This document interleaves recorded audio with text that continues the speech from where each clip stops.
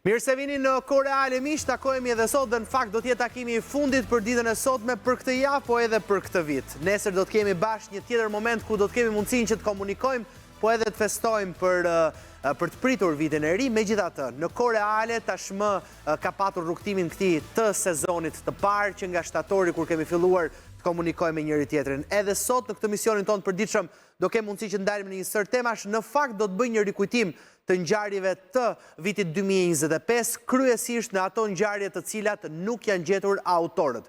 Pra nuk janë kapur autorët dhe nuk janë identifikuar. Ata do t'jenë është një enigëm, ndoshta që do t'i mbetet vitit 2025, apo do t'jetë një sfidë e vazhdueshme e policisë së shtetit dhe sigurisht edhe prokurorisë për të çuar këta individ përpara apo këto grupe apo këto banda përpara sigurisht drejtësisë. Disa prej tyre kanë qenë ngjarjet më të rëndësishme ose më të bujshme, do të thoja të 2025-s, sepse për nga rëndësia çdo individ dhe çdo person I cili humb jetën sigurisht që është një dhimbje e madhe për familjarët, po gjithashtu edhe një dhimbje e madhe dhe lëngim edhe për shoqërinë, për faktin se mungesa e autorëve po dhe e drejtësisë sigurisht që bën të gjithë shoqërinë që të mbetet pezull. Megjithatë, do kemi mundësi që të kuptojmë nga skedat kryesore ditën e sotme për sa I përket këtyre 11 atentateve, por jo vetëm. Në fakt do të ndryshoj pak edhe perceptimin ose këtë moment të programit. Pas kësaj analize do të ndalemi tek festat. Dhe do të kthehemi në vitet 97, 95, vitet 2000, do të jetë një moment shumë I bukur që do ta sjellim përpara ekranit tuaj mes arkivës, pra çfarë ka ndodhur në ato vite dhe çfarë është kërkuar në ato vite në vitin e ri. Pra viti I ri dje dhe viti I ri sot. Si është 2025, si do të pritet 2025 me të ftuarit në studio, me skartolinave, po mbi të gjitha me arkivën e pasur të radio televizionit shqiptar, ku do të jetë një moment shumë I këndshëm për të ndalë pak në ato rrugët e kryeqytetit, në ato rrugët e Shqipërisë, mes jush të cilët ndoshta edhe sot mund shikoni veten tuaj në këto plane, sepse dikur në ato vite ju keni ndaluar tek mikrofoni I RTS-s, edhe keni dhënë mendimin tuaj apo keni treguar për surprizat edhe për dhuratat. Mirë, jo vetëm kaq në fakt do të ketë programi, po do të nis direkt me siglën dhe detajet do t'ja ushtjelloj pas pak.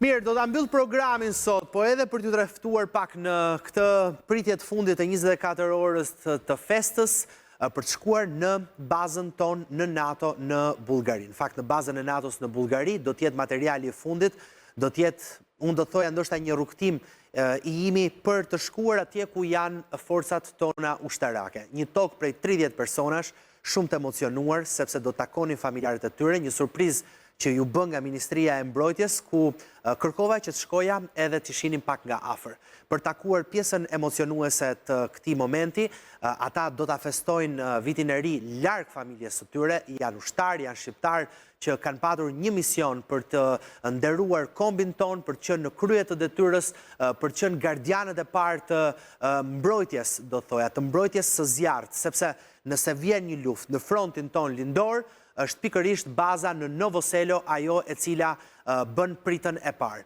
Është një ndër bazat më të rëndësishme, një ndër 5 bazat më të rëndësishme, ku 30 prej atyre të cilët do të mbrojnë dhe do të luftojnë janë shqiptarët. Është një mision I cili I mban 6 muaj larg familjarëve, por për familjarët pati emocione të bukura, për ushtarakët gjithashtu, edhe ndoshta kemi treguar pak edhe ato emocionet për te ushtarakut të fortë edhe I cili përballon çdo lloj sulmi, kur vjen puna tek sulmet e dashurisë dhe të zemrës, sigurisht të gjithë dorëzohen. Kështu që do të jetë një reportazh, do ta sjell nga udhimi im në Shqipëri, në bazën pra brenda portës së Ministrisë së Mbrojtjes, deri në Novo Selo, atje ku kemi takuar edhe shqiptarët tanë dhe kanë ndarë ata emocionet edhe kemi treguar shumë çfarë mundet që të lejojë patjetër brenda bazës së NATO-s. Ndërkohë, do të kemi një bisedë gjithashtu të rëndësishme për të shkuar në kishën e Shëngjonit në hot të Malësisë së Madhe, në nder të mbrojtjes së lahutës shqiptare në UNESCO, por jo vetëm,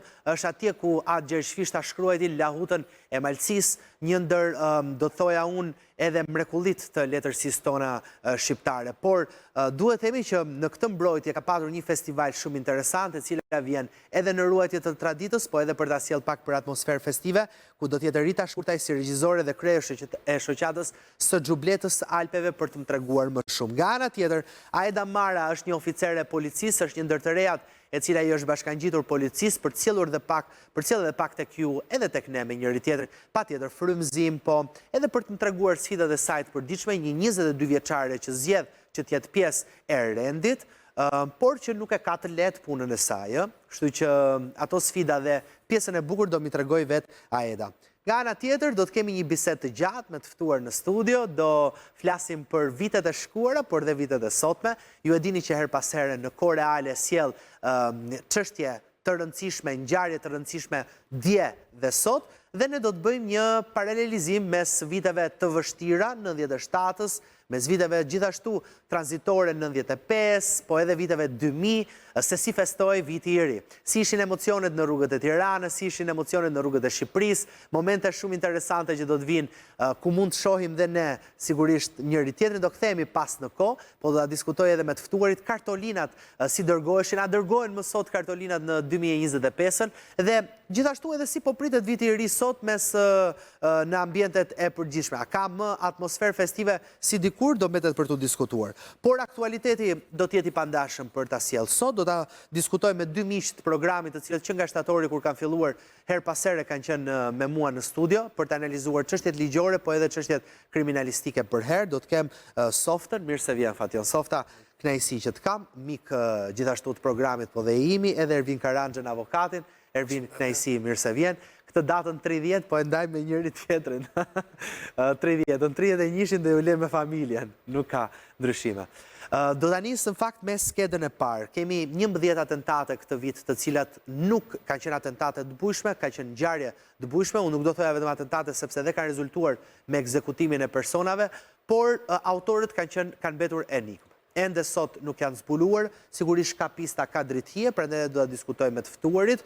Do të nis me skedën e parë, Gilmano Dani, miku Shullazit, dhe vrasja gjithashtu edhe Mustafa Sheqerit, i cili ishte punonjës i AMF-s. Shkojmë pak te skeda e parë dhe komentojmë.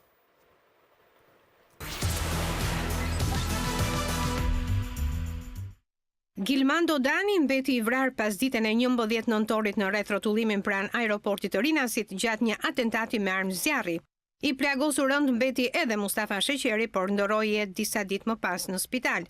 Sipas hetimeve paraprake, atentatorët dyshohet se kanë pasur informacion të saktë për lëvizjet e viktimave, madje që nga Spanja, pasi avioni me të cilin ata udhëtonin ishte vonuar për disa orë. Një automjet tip Toyota ka pritur rreth 10 minuta i ndalur në rreth-rrotullim në pritje të objektivit.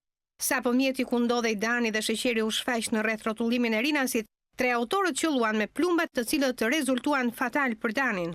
Viktima njëri prej vitesh si krahu i djathtë i Emiliano Shullazit, ndërsa Mustafa Sheqeri aso kohë punonte tek Agjencia e Mbikëqyrjes Policore.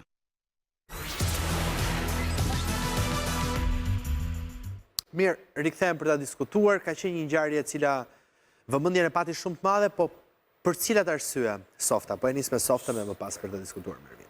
Pati vëmendje të madhe për faktin që është një nga ngjarjet më të rënda.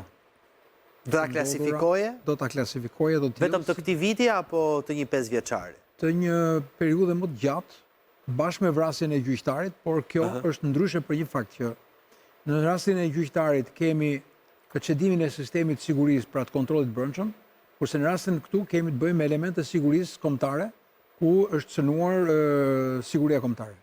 Dikush thotë për faktin që ishte pranë Rinasit. Dikush thotë që është fjalë e madhe. Po unë do të analizoj pse. E klasifikoj të tillë. E para ka ndodhur në perimetrin e sigurisë jashtme. Pra ka një perimetër të aeroportit që në rastin më normal është nga 150 deri në 200 metra dhe në rastin më profesional aeroportet e klasifikuara ushtarake dhe strategjike kanë një perimetër që shkon nga 300 deri në 500 metra. Pra përtej ndërtesave të ndërtuara në afërsi të aeroportit. Flasim në një nga aeroportet, jo vetëm ndërkombëtare, po një nga aeroportet kryesore të fluksit hyrje-daljes, por edhe i vetmi më i madhi i hyrje-daljes të mallrave, të tregtisë, të diplomatëve, të trupit diplomatik të qeverisë edhe të forcave të tjera të ushtrisë. Dhe si e tillë tregoj një lloj pasigurie në kontrollin dhe sigurinë. E dyta nuk pati forcë reaguese, pra nuk pati një reagim. Nuk pati një reagim të shpejt. Nuk ka një reagim, se i shpejt... Apo jo, thuaj nuk pati reagim. Nuk pati reagim. Fakti që ata kanë realizuar atentatin, e mirë të organizuar. Kur them reagim të shpejt, mund të ishin kapur autorët në këtë ngjarje? Presupozohet që në aeroportet ndërkombëtare, forca reaguese shkon nga 3 deri në 4 minuta. Në cilin rast kishim 3 apo 4 minuta. Makina ndaloi, bëri ekzekutimin, u largua dhe nuk pati mjet bllokimi. Nuk pati mjet që ta ndiqte, nuk kishim një helikopter, se drone nuk mund të flasin për shkak të sigurisë që kanë aeroportet dhe mjetet të tilla fluturuese janë të pamundura për të fluturuar, por të gjitha këta nuk funksionuan. Dhe ne kemi ardhur në një eksperiencë që të gjitha rastet e grupeve kriminale që kanë përdorur të njëjtat metoda të mjeteve të pa identifikuara me mjete me target të falsifikuara, me mjete të vjedhura. Nuk flasim për rastin konkret, është një mjet identifikuar dhe pastaj largimi nga vendi ngjarjes, djegja e automjetit dhe largimi i autorëve. Pra në të gjitha rastet nuk kemi e para një plan masash të sistemeve të sigurisë që duhet funksionojnë me radhë, dhe e dyta nuk patëm mundësi të identifikojmë edhe mbas djegjes automjetit dhe largimit tyre. Në këtë kuptim kjo merr një rëndësi të veçantë, sepse në 2 herë është cënuar aeroporti i Rinasit.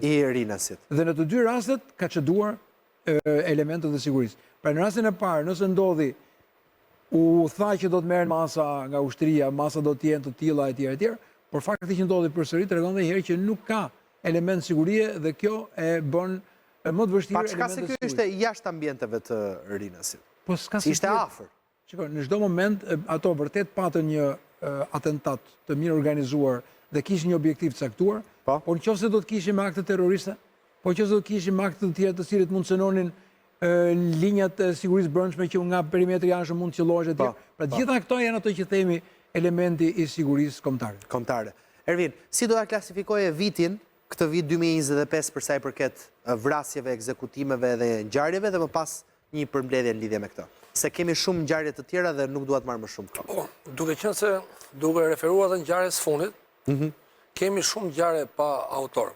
Pra duhet kemi parasysh, siç e tha dhe eksperti Softa, koha e reagimit policisë ndaj këtyre ngjarjeve është shumë i avashtë. Po të veshre edhe në Tiranë edhe kudo, një punojës policie sot është bërë një detyra kryesore është parandalimi i ngjarjeve kriminale, sot punojësit e policisë rrinë me blok në dorë dhe vënë gjoba. Pra ka një kënaqësi shumë të madhe kur vjen një gjop, sa sigur brenda kur vjen një gjop gëzohen, lumturohen. Ndërkohë nga ana tjetër, ata duhet gëzohen kur kanë një arritje profesionale.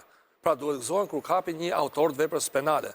Pra duhet një ridimensionim i forcave të rendit, duhet largohen nga ridimensionim i forcave të rendit. Ridimensionim dhe riorganizim. Duhet kemi siguri. Qytetarët duan siguri. Duhet siguria. Po kjo vjen nga riorganizimi apo kjo vjen nga koka që drejton? Fakti që punojësit e policisë merren me gjoba në rrugë dhe kanë kënaqësi kur vjen një gjobë, tregon që ka gjëra që të shkojnë. Ata e para herë duhet të jenë për sigurinë e jetës, sepse jeta i njëri jepet personit. Pra, organet e policisë rendit edhe të rendit e para duhet sigurojnë jetën dhe shëndetin e qytetarëve. Rastet tregojnë që reagimet janë zero. Mekanizmi është i njëjtë, largohen me makina me targat vjetra, digjet mjeti. Pra është njëta metodë. Është njëta metodë dhe i njëti formë dështimi. Ndërkohë nga ana tjetër, se po i referohemi gjobave, se ke edhe detyra tjera ordinere, kuptimi që mund të them që merret me çatin, zorri një tjegu, i diçka që duhet merret policia bashkiake. Nuk mund të merret policia e rendit. Policia e rendit dhe me ligjin për policinë e rendit i ka dhe për policinë e shtetit i ka detyrat e qarta. Dhe këto, domethënë, ne urojmë që të zbarren këto ngjarje, se janë ngjarje shumë të rënda, janë ngjarje që kanë ndodhur në zemrën e Shqipërisë, aty ku është dhe përmendore Nën Terezës, domethënë më vjen keq që koha e reagimit, se neve diskutojmë kohë reagimi, për reagim s'ka pas fare. Fakti që ato kanë ikur, kanë bërë atentatet dhe larguar nga vendngjarje dhe me Toyota Yaris, do të kemi parasysh, me një makinë të vogël, me fuqi motorike të vogël, tregon një cëdim. Tani, se ku qëndron, se ku duhet bërë analizë mas analize, që raste tjera të mos ndodhin më.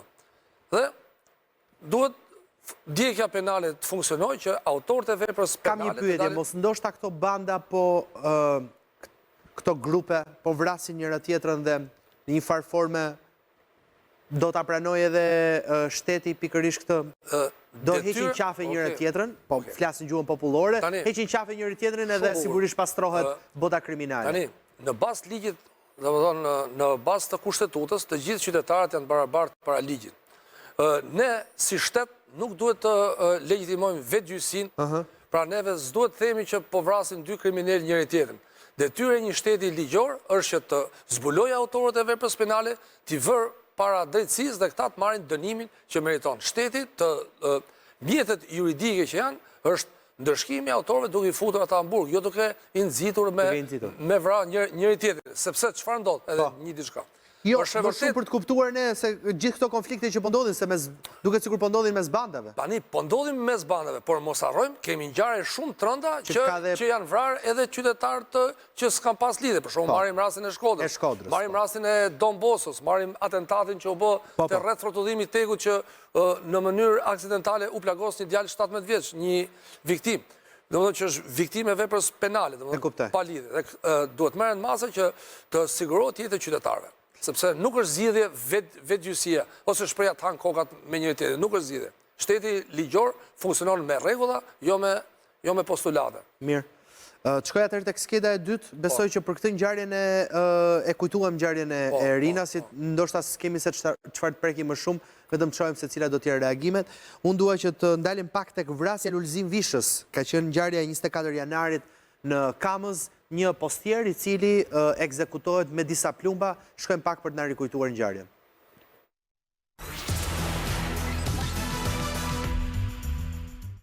Lulzim Visha, 48 vjeç, postier në një post private, u gjeti vrarë më 24 janar 2025 brenda automjetit të punës në fshatin Zallner. Ai u qellua me armë zjarri rreth 200 metra larg banesës së tij, teksa ishte nisur për në punë. Ngjarja u zbuluar rreth orës 07:40 pasi një banor i zonës njoftoi policin për një automjet të qelluar me armë zjarri në rrugën Shën Stefani. Hetimet u fokusuan fillimisht në pistën e hakmarrjes pasi viktima ishte vëllai Besnik Vishës, emër i njohur për policin. Ky i fundit në vitin 1997 vrau me armë zjarri Refik Domin pranë Universitetit Bujqësor të Tiranës. Megjithatë, për shkak të kohës së gjatë nga ajo ngjarje, policia po heton edhe pista të tjera. Autori dyshohet se është larguar nga vendngjarja me një automjet tip Porsche ngjyrë gri, i cili u gjeti djegur disa orë më vonë në zonën e Zallherit. Ekzekutori nuk është identifikuar dhe krimi rezultoni pas bardhur. Edhe kjo një ngjarje në cilën nuk u zbulua ekzekutuesi apo autori i ngjarjes, po gjithashtu mbeti enigm, një ngjarje që për thënë vërtetën ndoshta edhe u harrua. Apo mos ta kishim rikujtuar. Ervin, kemi tani rastin ku dyshimet janë o tek hakmarrja, pra një ngjarje e cila na rikthen pak pas në kohë, ku i vllai ka ekzekutuar dikë, ose pastaj diskutohet që mund të ketë edhe lidhje me pronët. Tani, versionet hetimore kur hetohet një ngjarje kriminale mund të jetë të ndryshme, siç kemi në rastin konkret që kemi veprën penale të vrasjes. Por duhet kemi parasysh diçka që çdo rast, çdo version duhet të hetohet me prioritet. Domethënë nuk është se mund të jetë një informacion lidhje me ngjarjen e mbarshme, mund të jetë një konflikt tjetër, por s'duhet të fokusohemi vetëm te një objeksion ose tek një version. Duhet parë me vëmendje, duhet studiuar gjitha dhe duhet kemi parasysh të jemi shumë të kujdesshëm që në lidhje me ngjarje të dhënat operative të mos dalin mediat, mos rrjedhin. Sepse cilat dhëna operative kur thua? Po dhënat operative duhet kemi parasysh. Një person kur dënohet me vendim të formës shprehje, atëherë mund të themi, domethënë ligjërisht, që ky person është dënuar për të ngjarje. Nëse ka dhëna operative, domethënë mund të jenë dhëna janë dosjet hetimore ose DZA siç quhet, që të cilën mbledh dhënat që dyshimet që ka me informatorë të tjerë, se po dolën këto, atëherë ne mund të bëjmë edhe gabime, se mund të ndodhë që ngjarjen e ka bërë dikush tjetër dhe ne i aveshim një tjetër. Patjetër një imazh i dikujt edhe mund të duhet shumë të kujdesshëm me versionet. Pra, do jetë objekt hetimi, por që dalja e tyre, domethënë verifikimi që dalin të bëhet publik është se krijon një dhe disinformacioni është i keq, domethënë që Një nga problemet që pati kjo ngjarje, për të diskutuar edhe pak me Softën, ishte kamerat e sigurisë që nuk e kapnin, nuk e zotëronin mirë atë zonë, pra nuk e mbulonin atë zonë për të kapur edhe detaje nga ky ekzekutim. Por ndërkohë nga ana tjetër, mua më bën përshtypje edhe diçka. Her pas here dëgjoj edhe në ngjarje, edhe kur flasin familjarët për një ngjarje të caktuar, softa thonë, ja kemi lënë shtetit apo policisë, po ndërkohë ata mund të kenë informacione se kush ua ka bërë. Pra vetë familjet, të cilat shkojnë drejt gjakmarrjes apo drejt hakmarrjes, i din këto ngjarje, i kanë zbuluar të dhëna dhe policia nuk i zbulon ato asnjëherë, nuk i ka pas autorët, nuk i dënon aq, nuk i dënon më pas etj, pastaj janë problemet e drejtësisë. Në të gjitha ngjarjet që kanë ndodhur në këtë vend, gjëja e parë në deklaratat e para kanë thënë që ne nuk kemi armiq dhe nuk kemi dyshime. Në fakt, janë persona të cilët kanë pasur problematika, të cilët lidhen me pista të ndryshme kur bëhet një hetim. Ju thatë që ka pasur kamera, ose në zonë kamerat kanë qenë të munguara. Po. Ka ndodhur që edhe nëse i kanë kamerat i heqin, kur ka ndodhur ngjarja, sepse kanë shumë frikë. Dhe frika vjen për shkak të hakmarrjes. Dhe po të shikojmë, dëshmitarët më të mirë kanë qenë kamerat. Në gjitha rastet që pjesa më e madhe të ngjarjeve janë zbuluar. Dëshmitarët okular që kanë qenë në vendin e ngjarjes janë të frikësuar dhe ka kodin e heshtjes, nuk bashkëpunojnë me policinë e shtetit. Kamza ka të paktën nga informacionet që ka një investim për kamera inteligjente ose kamera të cilët kontrollojnë qytetin në 24 orë. Dhe nuk e di nëse kjo është shtrier me dhëna që ka pasur për automjet të dyshuar të marra nga dëshmitarët, në mënyrën se e kanë përcaktuar automjetin, nëse mund të kenë pasur nga kamerat e qytetit informacione për të shkuar tek një makinë e dyshuar apo tek personat të dyshuar. Sa më shumë kohë kalon, të paktën deri në 48 orët e para janë shumë të rëndësishme për ruajtjen e vendit të ngjarjes dhe marrjen e provave të para. Çdo provë e mangut mos e marr brenda kësaj kohe, ndikon pastaj në hetim, në zbulim dhe në pista të ndryshme që mund të ngrihen ose mund të ulen gjatë kohës së hetimit. Tani, mundet që ta kapë dot policia një ngjarje të tillë? Është e vështirë kjo për të zbuluar nga policia hetimi kësaj ngjarje? Që unë kam marrë me dosjen dhe nuk kam informacione të detajuara, por unë bëj analizën. Po. Dhe analiza ime më çon në faktin që ka ndodhur një zonë siç është Kamza, që është qytet shumë i dëndur, me një trafik shumë të rënduar dhe mundësia në zonë që të njohin njëri tjetrin është.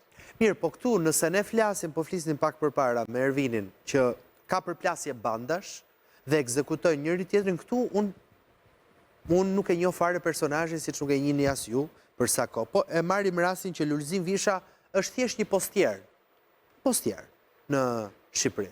Një qytetar. Detyra e postierit nuk e lidh me një rast që pra një qytetar. Unë po e marr që është një qytetar. Sa i sigurt është ky qytetari, mund të ishte Lulzimi, mund të ishte kushdo tjetër, i cili del nga shtëpia për të kryer detyrën e tij dhe e vrasin, ekzekutojnë.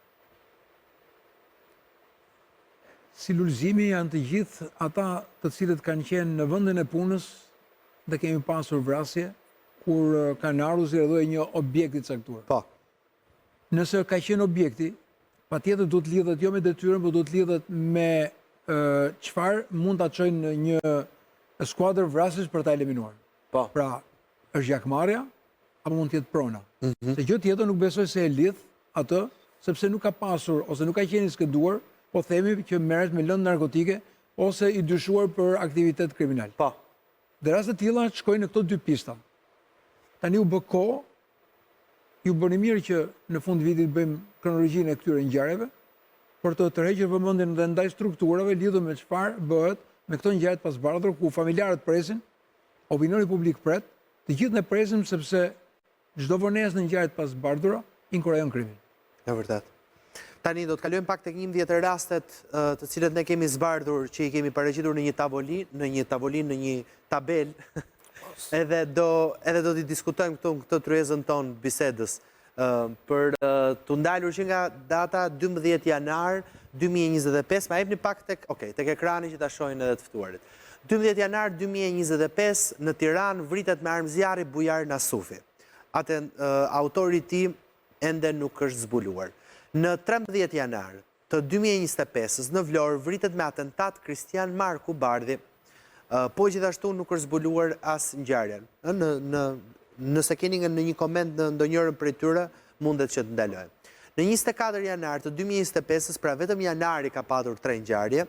Në Tiranë vritet me armëzjarri Lulzim Visha, e diskutuam rastin e Vishës. Kemi në 17 prill një tjetër ngjarje pa autor në Lezhë, vritet Gjovalin Prendi, babai Sidorel Prendit, apo siç njihet edhe Roan Brahimi.